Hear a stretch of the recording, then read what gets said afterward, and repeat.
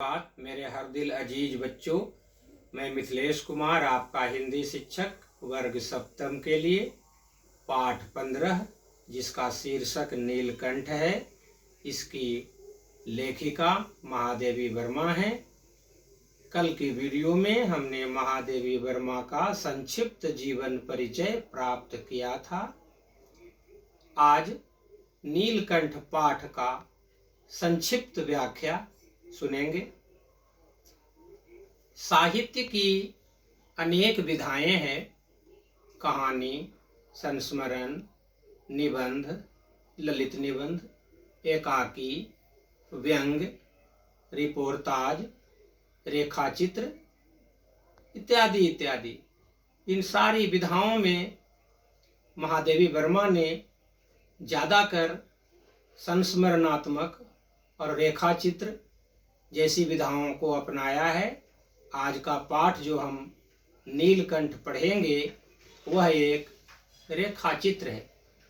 रेखाचित्र क्या होता है बच्चों कि व्यक्ति जब पशु पक्षी के लगाव से उनके मन में जो भाव आते हैं, जो संदेश आते हैं, जो उसका इतिहास होता है, उसका वर्णन जब करता है तो उसे रेखाचित्र कहते हैं। अर्थात पशु पक्षी से संबंधित इतिहास का वर्णन रेखाचित्र है। तो नीलकंठ पाठ साहित्य की कौन सी विधा है? रेखाचित्र। इस पाठ में लेखिका ने पशु पक्षी के प्रति अगाध प्रेम दिखाया है। पशु पक्षियों के प्रति उनका कितना लगाव था, वो उनके प्रति कितना दया का भाव और करुणा का भाव रखते थे, यह सब दिखाया गया है। तो आइए सुनते हैं। लेखिका के घर में एक अतिथि आते हैं। लेखिका अतिथि को पहुंचाने स्टेशन जाती है। देखिए, हमारे भारत में अतिथि को देवता माना जाता है। कहा भी जाता है अतिथि देवो भव। हम अपने अतिथि को घर से छोड़ नहीं देते, उनके गंतव्य तक पहुंचाते हैं। तो लेखिका अतिथि को स्टेशन छोड़ने जाती है। मेहमान जो हमारा होता है वो जान से प्यारा होता है। हम पूरब हैं, पूरब वाले हर जान की कीमत जानते हैं। तो ये है। तो लेखिका जब स्टेशन से अतिथि को पहुंचाकर वापस आती है तो नखास कोने से होकर जाती है। नखास कोने कहते हैं जहाँ पशु पक्षी खरीद बिक्री किए जाते हैं।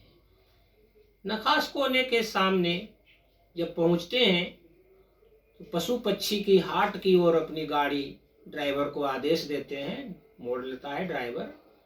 वहाँ एक बड़े मियाँ नाम के पशु पक्षी विक्रेता हैं। गाड़ी वहीं रुकती है। बड़े मियाँ ने लेखिका को देखते ही गुरुजी प्रणाम आदाब किया। कई दिनों से आप कह रहे थे मोर के बच्चों के बारे में, संयोग से आज मोर के 2 बच्चे मेरे पास हैं। चिड़ी मार अभी अभी दे गया है। यूँ तो खरीदने कई लोग आए परंतु मैंने किसी को नहीं दिया। क्यों? क्योंकि मोर के पंजों से दवा बनती है।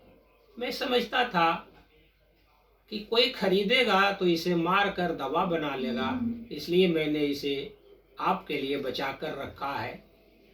लेखिका प्रभावित हो गई। महादेवी जी 35 रुपये में मोर के दोनों बच्चे खरीद लिए जाते हैं। लेखिका खरीद कर घर लाती है।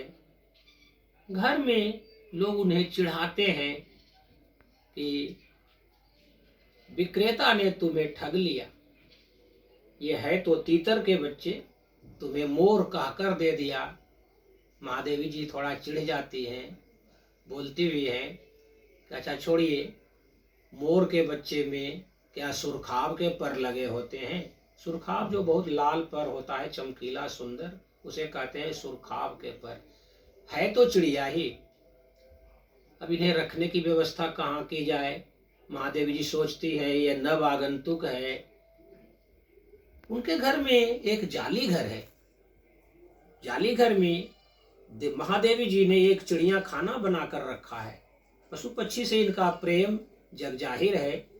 इनके चिड़िया खाने में मोर अभी अभी आया है, पहले से बिल्ली, खरगोश, कबूतर, तोते, सारे पंछी से इन्हें लगाव है, चिड़ियाघर में है।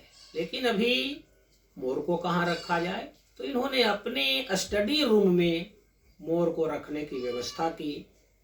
कुछ ही दिनों में मोर मोरनी दोनों इनसे हिल मिल गए। कभी अलमारी के पीछे छिपता है, कभी कुर्सी पर चढ़ता है, यहाँ तक कि लेखिका के सिर पर भी मोर मोरनी खेलते हैं, किलोल करते हैं। इन्हें अच्छा भी लगता है। कमरे में ही खाने पीने की व्यवस्था कर दी जाती है।